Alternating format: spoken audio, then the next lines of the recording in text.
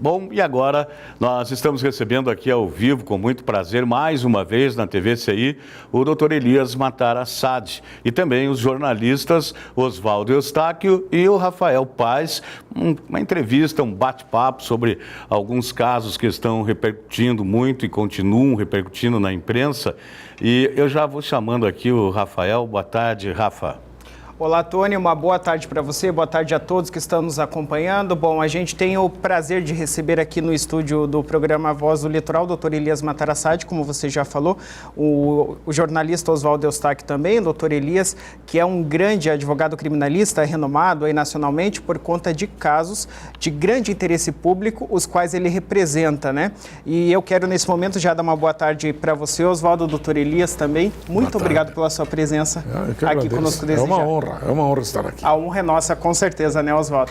Olha, o Dr. Elias Matar Assad veio até o programa hoje para conversar conosco sobre dois casos que ele representa, o do acidente com o ex-deputado estadual Carly Filho, né, que há exatos 8 anos, amanhã completam 8 anos, da morte de dois rapazes, o Gilmar Rafael Souza Yared, então com 26 anos, e o Carlos Murilo de Souza, que tinha 20 anos. O Dr. Elias representa a família de Gilmar Yared nesse caso, mas o Dr. Matar Assad vai falar conosco também sobre o caso da médica Virgínia Soares de Souza, então médica-chefe da UTI do Hospital Evangélico em Curitiba, e que foi acusada em 2013 de antecipar a morte de pacientes na unidade e que na semana passada foi absolvida em mais um dos processos do caso. Além disso, nós vamos aproveitar, claro, a presença aqui do Dr. Elias para tratar de assuntos como a corrupção no país, a liberdade de imprensa e outros tantos também, né, Oswaldo? Bom, gente, eu gostaria de começar essa nossa roda de conversa aqui, doutor Elias, falando desse caso, o do acidente do ex-deputado Carly Filho, né, o causador desse acidente que levou aí à morte dos dois rapazes. Amanhã completam 8 anos, doutor Elias, desse caso, e até agora ele não foi julgado. Veja você, foi o Dia das Mães mais triste que eu presenciei ou que eu tive conhecimento da minha vida. Então, isso aconteceu numa madrugada, quinta-feira de madrugada, e teve todo aquela cerimônia fúnebre, etc. No dia seguinte eu recebi então a Cristiane Yared, Gilmar, familiares ali, que pediram que a gente atuasse na causa. Já nos dias seguintes nós comunicamos o presidente do tribunal, o presidente da Assembleia Legislativa, porque ele sendo deputado tinha que ter a comunicação, e a Procuradoria-Geral de Justiça. E já na terça-feira seguinte, nós entrávamos na Assembleia com um pedido de cassação de mandato dele, em nome da família. E foi a primeira vez que a Assembleia recebeu e processou um pedido de cassação, porque não se aguardava de um deputado aquela conduta.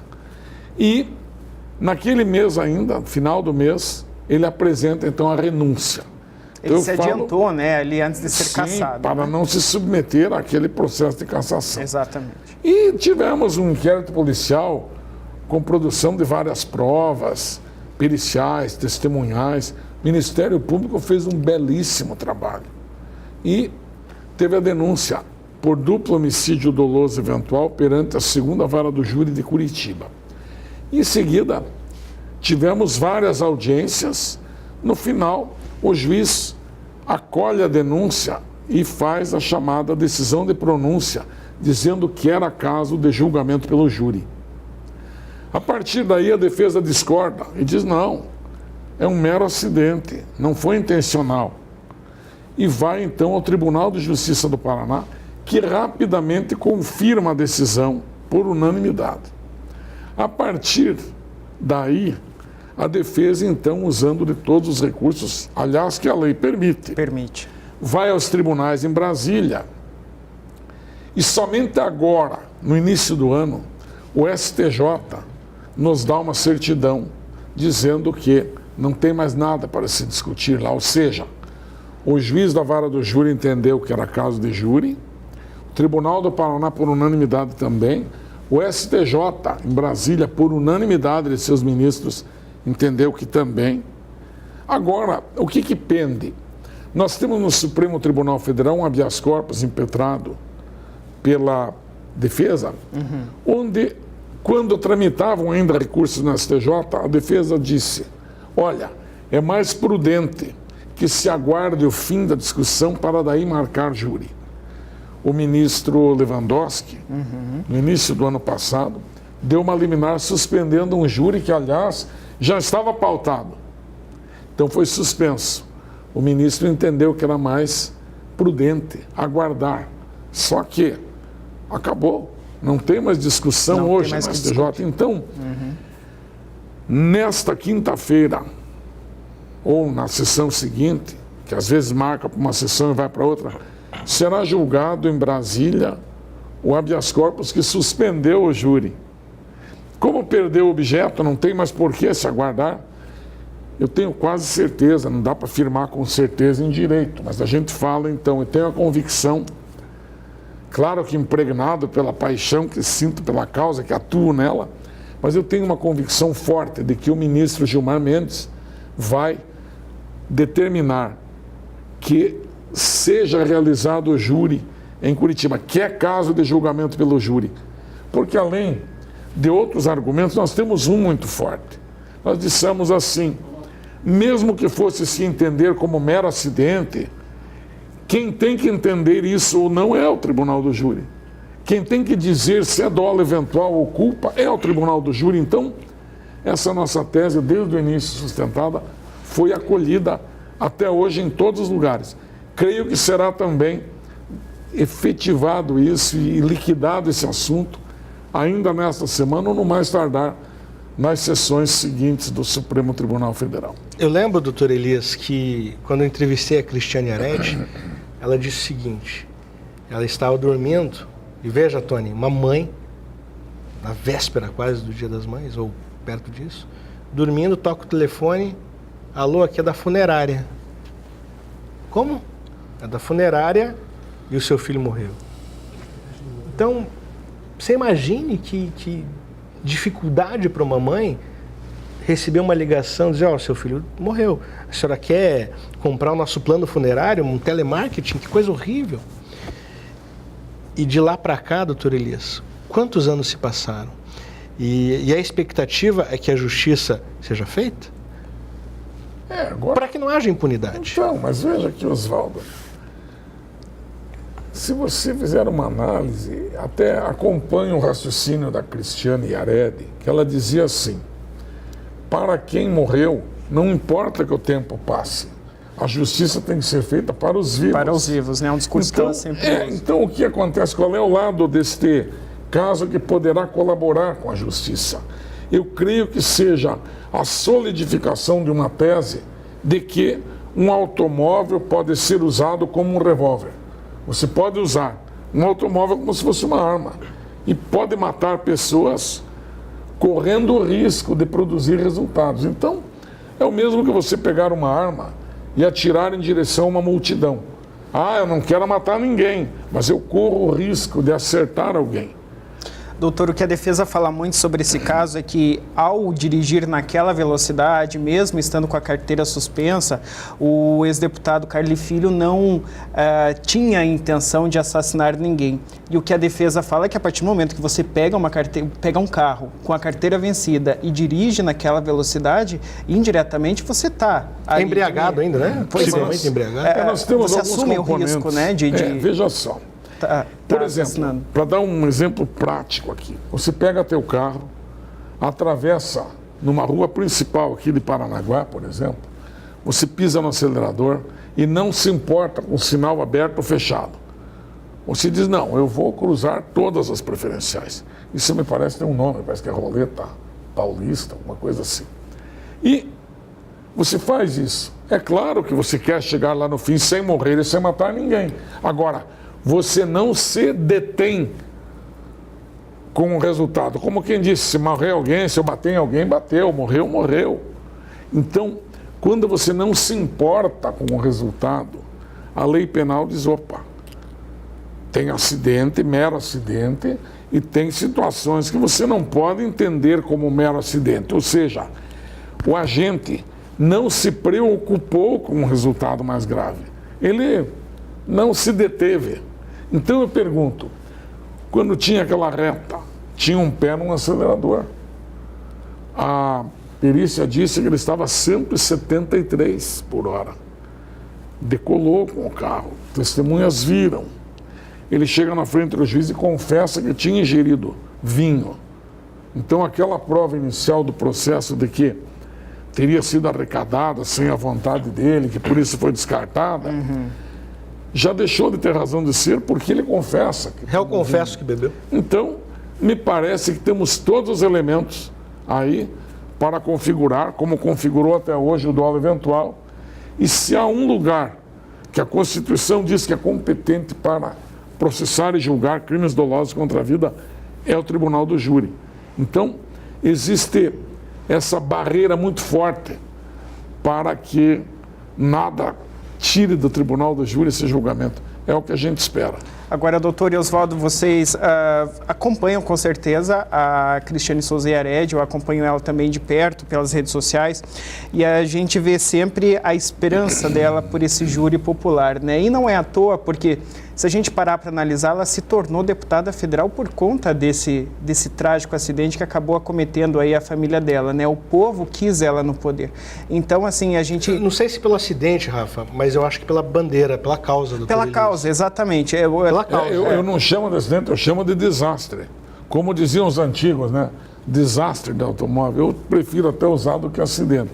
Então, eu acredito que o júri popular, para esse caso, é algo que se espera bastante aqui no Brasil. Veja que a questão é, todos devem passar pela pedagogia da justiça.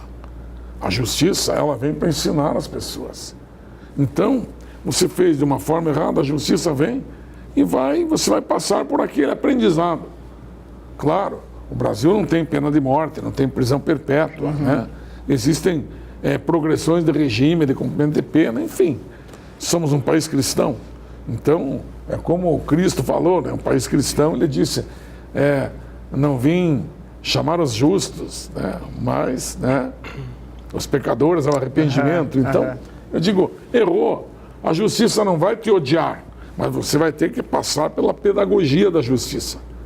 E eu acredito que este caso é muito necessário, essa pedagogia, até pelas imagens que sairão deste caso. Chocou, né? Um caso que chocou o Brasil. E, aliás, são 12h42 agora.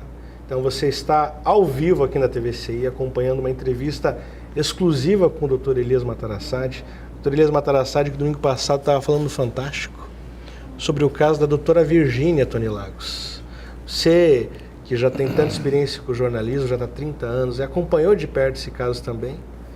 Lá atrás, quando acusaram a doutora Virgínia de ter assassinado pessoas, e agora ela foi absolvida. Tony, o que você pode falar sobre isso? Eu digo que, primeiro, boa tarde, né, doutor? Só apresentei o senhor. O senhor só pega a molezinha também, né? Só a coisinha fácil também para defender.